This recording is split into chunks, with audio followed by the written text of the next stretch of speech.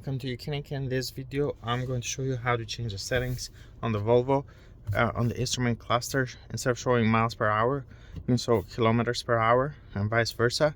Down here at the bottom you got the mileage.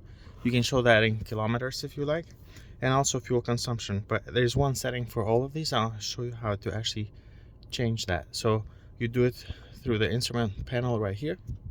What you want to do is you want to scroll down here, go to settings, and then from there you go to system.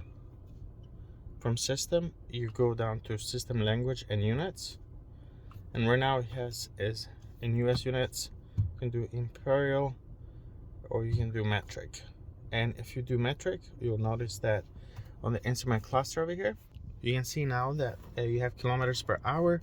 Down here it changed to kilometers. The odometer shows 163 kilometers instead of 101,000 miles, and also fuel consumption will also show down here.